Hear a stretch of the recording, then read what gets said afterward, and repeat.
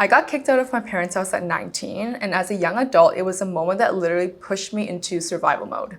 Today, I'm a full-time investor, and here are 3 crucial lessons that I learned over the years that helped me achieve financial freedom through investing. This is not about investing in meme stocks or crypto or another get-rich-quick scheme. I didn't have the money to be betting on stocks and potentially losing money. I had to get it right. I also didn't have an appetite for risk at all. I worked really hard for my money so I wouldn't gamble it away.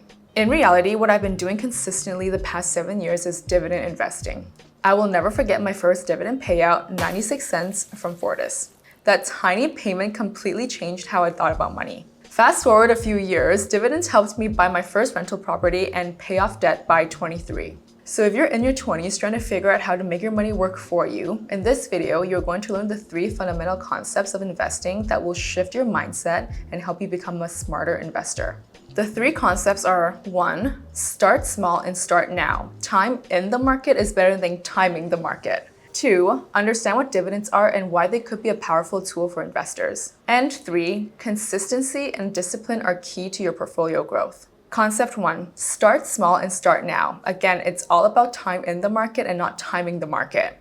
I have to say that social media has made investing seem more complicated and intimidating than it actually is. Some people think that they need thousands of dollars to invest. Some people think that investing is a scam. My dad did. Some people think that they need fancy technology in order to compete with the professionals on Wall Street, but that's not true. You can start with $10, $20, or $50. The key is just to start. Why is starting now so crucial? Here are 2 simple reasons. Reason number 1, you will benefit from the power of compounding. Compounding is like stacking your cash in a money-making snowball. Your money earns more money, and that with that new money, earns even more money. The longer you let it roll, the bigger the snowball gets. In reality, your money can grow exponentially with time if you invest in a long-term growth asset. Here's an example I always use to put into perspective why it's so important to start now. Imagine there are 2 investors, we'll call them Jessica and Alicia. Alicia starts investing at 25 years old. She puts $100,000 in the stock market and doesn't put any more money in the stock market. Jessica starts 10 years later than Alicia, so she's now 35 years old. She also puts $100,000 into the stock market and nothing more. By the time they retire at the age of 65, they both generated 10% annual returns. Jessica looks at her portfolio and she has $1,744,940.23 in her investment account. And remember, Alicia invested the same amount, but she just let it compound for 10 years more than Jessica. Her portfolio is at $4,525,925.56. That's a $2,780,985.33 difference. So it cost Jessica $278,000 for every year she didn't start. That's the power of compound interest. Today, the 10% average annual growth rate of the S&P 500 is no longer a secret. You can easily find a video on the internet explaining what the S&P 500 is and why it has proven itself to be a long-term bullish index for over 50 years. And yet we still have people who choose to keep majority of their cash in a bank account that pays less than 1% annual interest. If you're new to investing, the S&P 500 is an ETF that holds the top 500 companies in the US. For retail investors like you and I, we can choose to invest in the ETFs that are equivalent to the S&P 500, such as SPY, VOO, VFV, and ZSP, and so much more. So the earlier you put your money to investing in the long-term bullish assets, the earlier you can let your money work for you with the power of compounding. Reason number 2 of why you should start investing now. Nowadays, you can literally download an insured investing app on your phone and start investing with any amount that you want. If you haven't heard of fractional shares, it literally means that you can buy a fraction of a share of the stock that you want to invest in. For example, if you want to invest in Nvidia, currently trading at $140 per share, with $10, you can buy 0.07 shares, a fraction of a share. More and more brokers have introduced fractional shares on their platform. However, the key though is to choose an insured broker. In other words, you'd only want to deposit your money in reliable investing brokers that are regulated and insured. How you can check if they're insured is to go onto their official website and look for either SIPC or FDIC, which is the insurance that protects individual accounts against potential bankruptcy or financial institution meltdowns in the US. If you're Canadian, it's the CDIC and CIPF that you'll want to look for. So coming from my own experience, you should take advantage of starting at an earlier age. The longer you delay, the tougher it gets as you would have more and more financial liabilities as you get older. If you're interested in learning my full step-by-step process of investing in my early 20s, comment how to start investing below and I'll send you a link to a free video. Concept 2, understand what dividends are and why they might be a powerful tool for investors. A dividend is what a company pays you just for buying and holding their stock. Since you're a part owner of the company, you get a part of the profits. These payments are usually paid quarterly, but some companies pay monthly or annually. Some of you might be wondering, isn't it better to invest in stocks that can grow 20% or 30% or 50% in a year rather than investing in stocks that pay well in dividends but do not increase in value? In short, my answer is that you should find a balance that fits your personality and investing approach.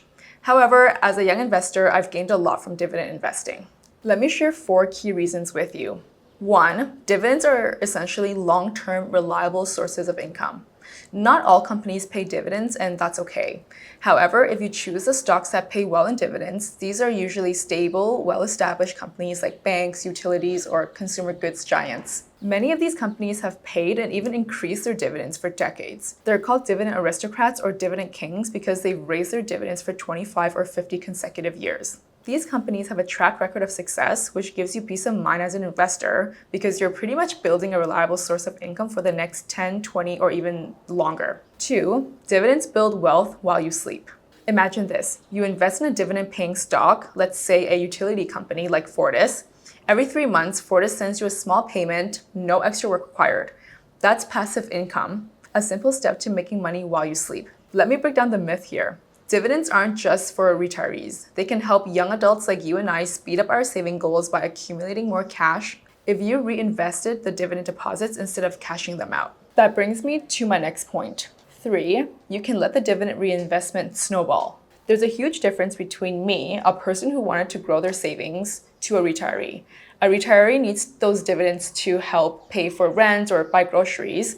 But for me, I'm reinvesting the dividends, meaning I'm buying more equity in the company that is paying me the dividends. The more equity I have, the more dividends I get, and the more dividends I get, the more equity I can buy, and it snowballs and it compounds beautifully. Here's an example.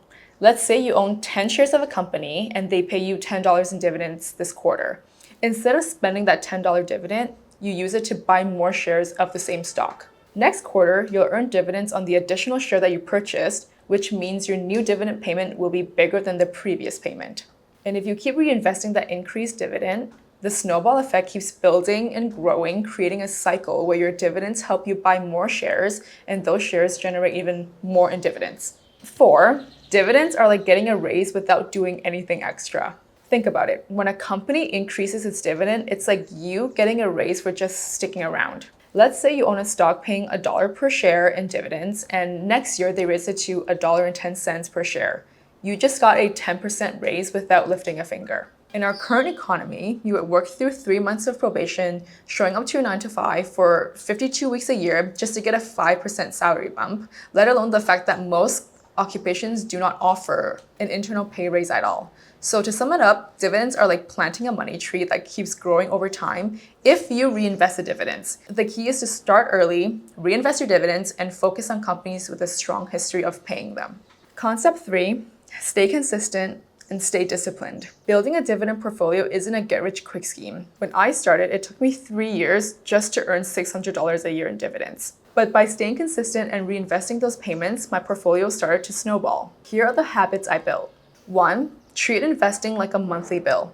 I set aside $500 a month when I started, no matter what. Even if it was a tight month, I prioritized $500 monthly contribution for my investing account. I would rather be living on a tighter budget than breaking the rhythm of boosting my equity curve month by month. Number 2, buy stocks when they're on sale. If one of my stocks dips in price due to major economic news, I see it as an opportunity to buy more at a discount rather than panicking.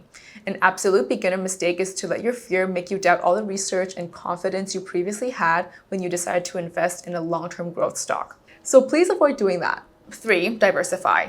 I hold about 10 core stocks in my portfolio. I also use ETFs to help me spread the risk across different sectors. If you want to see my exact portfolio and the percentage of my stock holdings, you can click the link in my description to subscribe to my free email list. Once you're subscribed, you'll start receiving my free portfolio weekly updates and a link to view my entire portfolio, and even getting notified when I buy or sell stocks, all for free. If there's one thing I hope you take away from this video, it's this. You don't need to be rich to start investing, but investing can help you build wealth over time. It's all about starting small, staying consistent, and letting compounding do its thing. So if you're in your 20s like me, take the leap and start building your future today. And remember, investing is a journey. Delayed gratification now can lead to financial freedom later. If you found this video helpful, don't forget to like this video and subscribe for more realistic investing content. Share your first dividend story below. I love to read it and I always want to chat. Thanks for watching and I'll see you in the next video.